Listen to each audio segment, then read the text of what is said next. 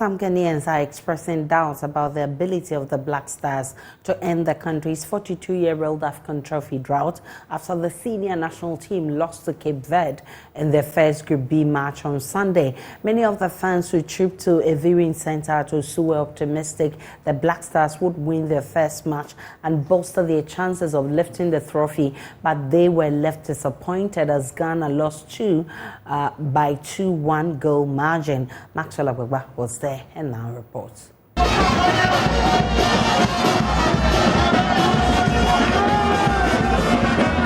The excitement at the Sierra viewing center was soon before the match. Many Ghanaians were optimistic that the Black Stars will win their first game against Cape Verde. That they believed would put them on a good path to win the trophy and end the 42-year trophy drought. Oh, like Ghana will win. I'm a big fan of Jordan Ayew. Like I'm supporting. I just want him to score two goals. For us, 2 goals for Ghana. What do you think will be the score? That's what is going to be 2-0. Also, all the goals are going to score by Jordan Ayew. Winning this game is Ghana winning. Sure. Yeah, I want to win by 2 goals to 1. 2 goals to 1. 2 goals to 1. Sure.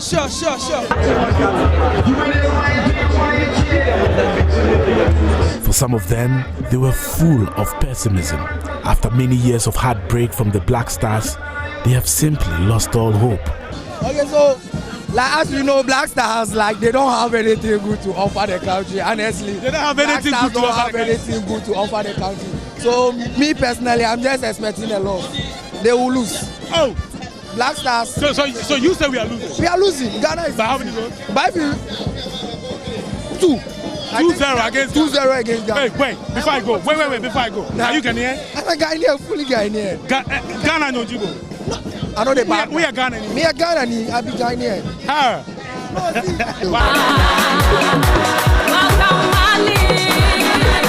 Cape Verde drew first blood in the 17th minute. The crowd was raptured into a state of excitement when Ghana equalized in the 56th minute through a goal by Alexander Jiku.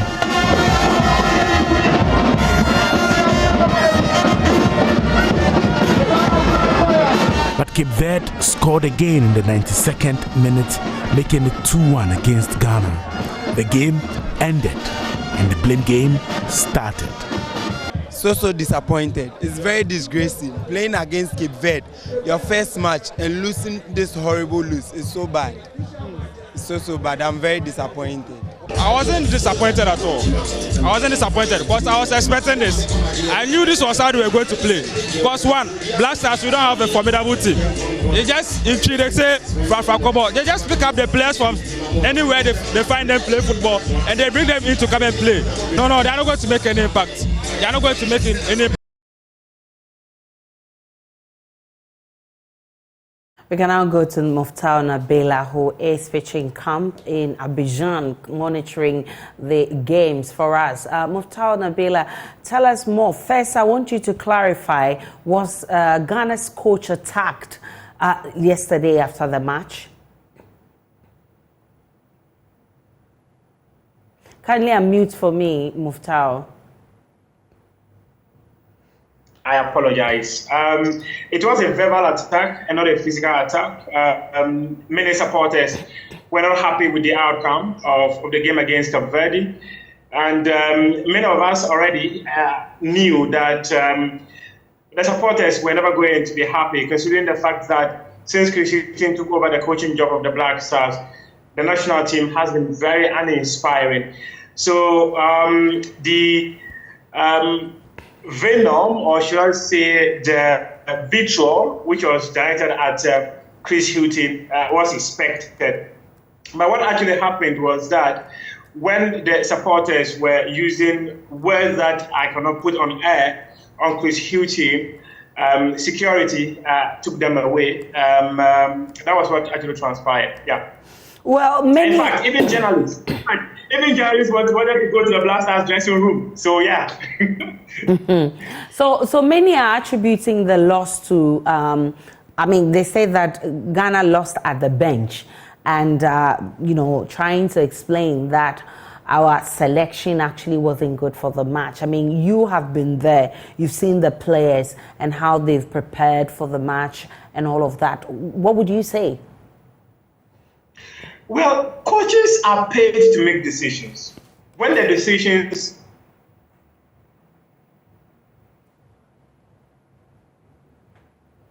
Muftao, I lost you. Okay, so I was saying that coaches are hired to make decisions. Okay. Genius. When the decisions do not go in their favor, then we say they are technically or tactically bankrupt. I think that Chris Hughton took decisions that did not go his way. If the decisions had gone in his favor, then we would have been here having a different discussion. But the point is that many people actually believe Ghana lost the game from the bench because the team was on a certain momentum. After the equalizer that came from Alexander Jiku. But what Chris Hughton decided to do was that he lowered the tempo of the game by bringing in some fresh legs. The fresh legs will take time to warm into the tempo of the game. You could see that Joseph Spencer was having a very good day at the right flank. You could also see that Semenyo, when he came out into the left flank, was having a very good day. And then the coach finally decides that, no, let me take these players off. It wouldn't help the tempo of the whole group because the new players who will come in will take time to warm into the game. So that's why I actually believe that Chris Hughton indeed got some of his decisions wrong. But like I always say, he's paid to make decisions. When the decisions go in his favor,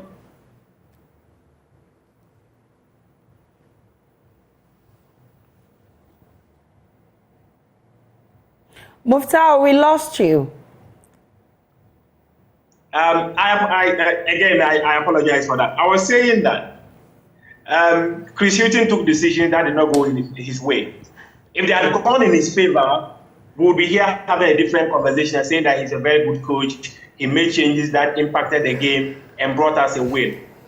This one, he made decisions that lowered the tempo of the game and has raised questions about his technical and tactical ability as the man who is in charge of the technical of the Black Stars. But the point is this: we hired Chris Hughton, decided to pay him to make decisions for us. When the decisions don't go his way, we can decide that, hey, Chris Hughton, we don't like your decisions, then leave the job. If the decision goes his way, we will praise him and say, you're a genius of a coach.